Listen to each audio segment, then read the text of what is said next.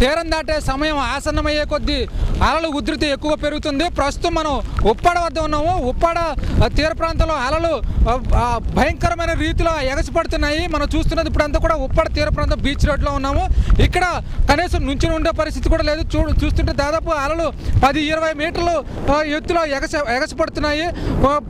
తీరం దాటే సమయం దగ్గర పడే కొద్దీ ఇక్కడ ఉప్పాడలో అలలు ఎగసిపడుతున్నాయి. కోనపాపేట వద్ద పూర్తి స్థాయిలో రోడ్డు కొట్టుకుపోయింది. మరోవైపు మనం ఇప్పుడు చూస్తున్నది ఉప్పాడ కాకినాడ బీచ్ రోడ్డు. ఇది పూర్తి స్థాయిలో ధ్వంసం అయిపోయింది. ఇక్కడ అధికారులు దీనికి సంబంధించి పర్యవేక్షణ చేస్తున్నారు. మరోవైపు ఇటువైపు కాకినాడ ఉప్పాడ బీచ్ రోడ్డు మధ్యలో రాకపోకలు పూర్తి స్థాయిలో ఆపివేశారు. దీంతో రాకపోకలు నిలిపివేసి వాహనాలను కానీ రాణించడం అధికారులు పూర్తి స్థాయిలో పోలీసు యంత్రాంగం పెట్టి రెవెన్యూ యంత్రాంగం పూర్తి స్థాయిలో అప్రమత్తం చేస్తుంది. ఇది పరిస్థితి. ఉప్పాడ నుంచి కెమెరామెన్ రమేష్తో యేసుబాబు, ఈటీవీ న్యూస్.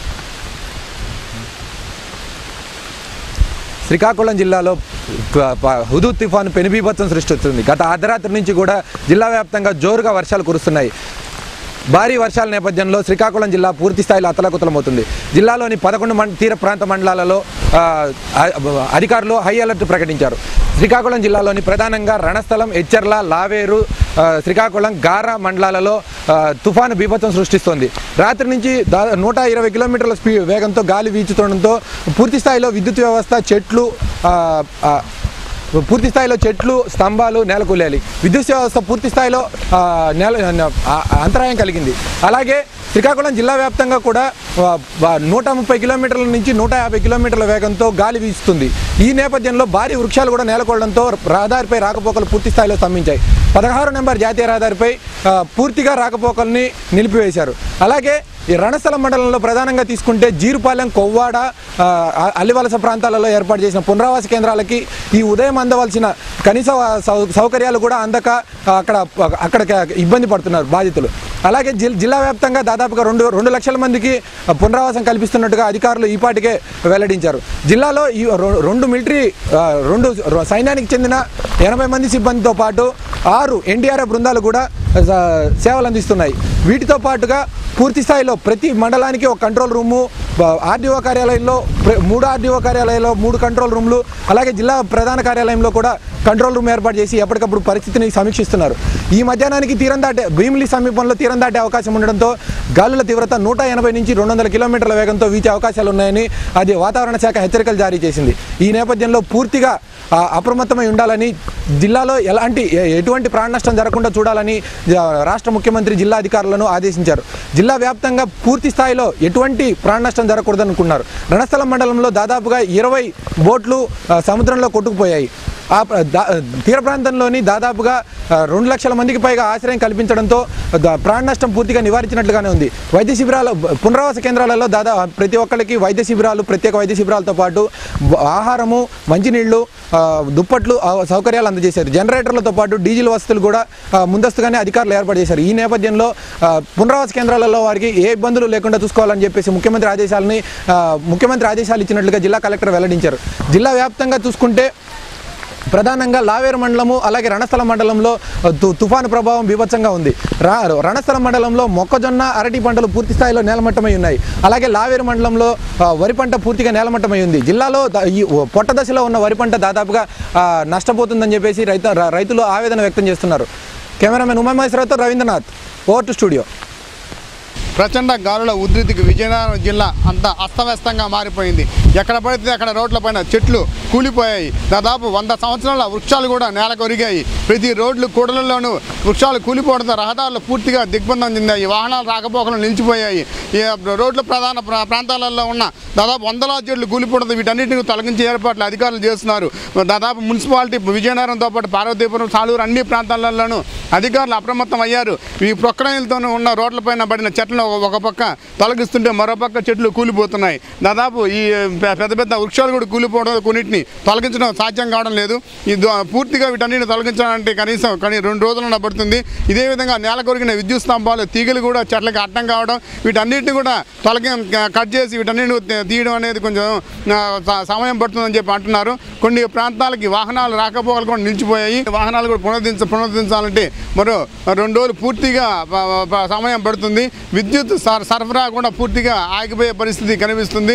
ఇదే పరిస్థితి 2 రోజుల దాకా ఉంటుంది. 200-300 విద్యుత్ స్తంభాలు నేలకొరిగాయి. ఇదే విధంగా పంట పొలాల్లో ఉన్న విద్యుత్ స్తంభాలు కూడా దెబ్బతినిపోవడంతో వీటిని పూర్తిగా ఏర్పాటు చేయడం అనేది సాధ్యం కాని పరిస్థితి. కానీ అది విద్యుత్ను స్తంభాలను ఏర్పాటు చేయడం అంటే కనీసం ఒక 10-15 రోజులు పడుతుందని అధికారులు అంటున్నారు. అయినా కూడా వేగంగా ఈ పనులు చేస్తామని చెప్పి ఎప్పటి నుంచే మొదలుపెట్టారు. కానీ ఇంకా ఈ గాలులు ఎక్కువగా రావడంతో ఇంకా ఎక్కువ స్తంభాలు దెబ్బతింటాయని పరిస్థితి ఇంకా ఉంటుందని చెప్పి అంటున్నారు. మత్స్యకార గ్రామాలలోనూ మత్స్యకారులు తీవ్రంగా భయాందోళన చెందుతున్నారు. తీరం దాటుతున్న సమయంలో గాలులు ఎక్కువగా ప్రచండ గాలులు వీస్తుండడంతో ఈ గాలులకు మత్స్యకారులలో అనేక ఇల్లు కూడా గుడిసెలు కూడా దెబ్బతిన్నాయి.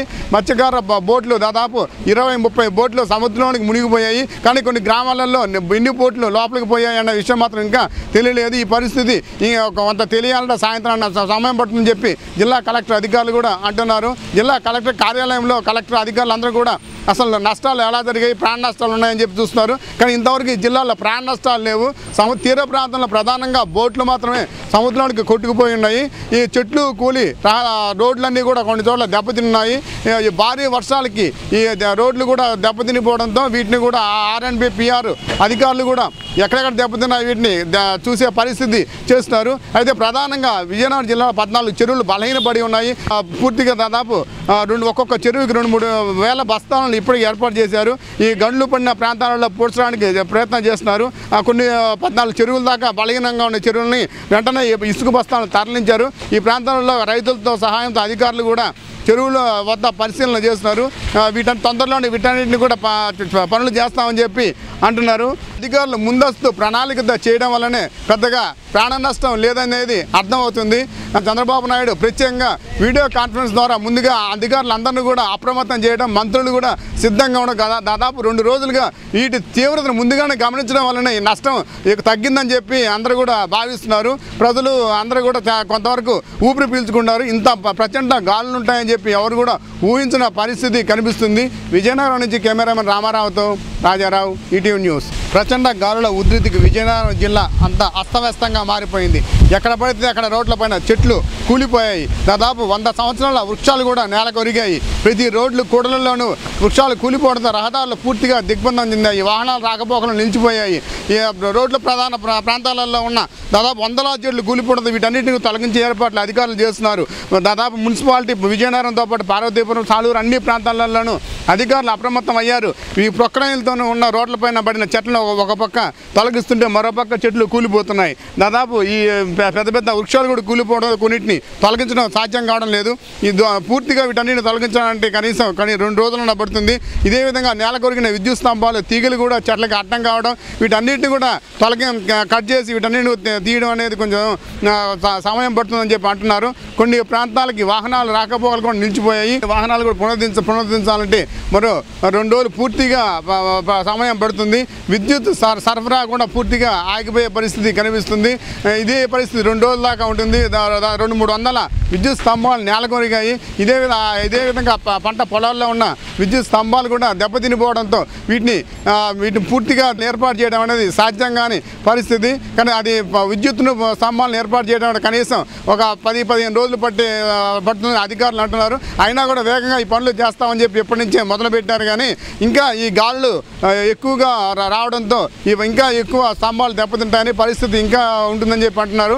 మత్స్యకార గ్రామాలలోనూ మత్స్యకారులు తీవ్రంగా భయాందోళన చెందుతున్నారు. తీరం దాటుతున్న సమయంలో గాలులు ఎక్కువగా ప్రచండ గాలులు వీస్తుండడంతో ఈ గాలులకు మత్స్యకారులలో అనేక ఇల్లు కూడా గుడిసెలు కూడా దెబ్బతిన్నాయి. మత్స్యకార బోట్లు దాదాపు 20-30 బోట్లు సముద్రంలోనికి మునిగిపోయాయి. కానీ కొన్ని గ్రామాలలో ఎన్ని బోట్లు లోపలికి పోయాయి అన్న విషయం మాత్రం ఇంకా తెలియలేదు. ఈ పరిస్థితి కొంత తెలియాలంటే సాయంత్రం సమయం పడుతుందని చెప్పి జిల్లా కలెక్టర్ అధికారులు కూడా అంటున్నారు. జిల్లా కలెక్టర్ కార్యాలయంలో కలెక్టర్ అధికారులు అందరూ కూడా అసలు నష్టాలు ఎలా జరిగాయి, ప్రాణ నష్టాలు ఉన్నాయని చెప్పి చూస్తున్నారు. కానీ ఇంతవరకు ఈ జిల్లాలో ప్రాణ నష్టాలు లేవు. తీర ప్రాంతంలో ప్రధానంగా బోట్లు మాత్రమే సముద్రానికి కొట్టుకుపోయి ఉన్నాయి. ఈ చెట్లు కూలి రోడ్లన్నీ కూడా కొన్ని చోట్ల దెబ్బతిన్నాయి.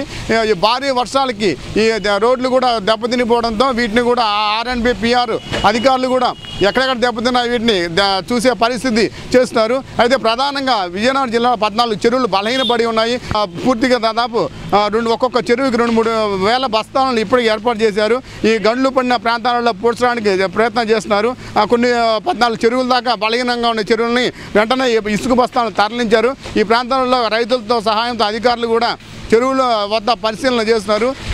తొందరలోనే వీటన్నిటిని కూడా పనులు చేస్తామని చెప్పి అంటున్నారు. అధికారులు ముందస్తు ప్రణాళిక చేయడం వల్లనే పెద్దగా ప్రాణ నష్టం లేదనేది అర్థమవుతుంది. చంద్రబాబు నాయుడు ప్రత్యేకంగా వీడియో కాన్ఫరెన్స్ ద్వారా ముందుగా అధికారులందరినీ కూడా అప్రమత్తం చేయడం, మంత్రులు కూడా సిద్ధంగా ఉండడం కదా దాదాపు 2 రోజులుగా వీటి తీవ్రతను ముందుగానే గమనించడం వల్లనే ఈ నష్టం తగ్గిందని చెప్పి అందరూ కూడా భావిస్తున్నారు. ప్రజలు అందరూ కూడా కొంతవరకు ఊపిరి పీల్చుకున్నారు. ఇంత ప్రచండ గాలులు ఉంటాయని చెప్పి ఎవరు కూడా ఊహించిన పరిస్థితి కనిపిస్తుంది. విజయనగరం నుంచి కెమెరామెన్ రామారావుతో రాజారావు, ఈటీవీ న్యూస్.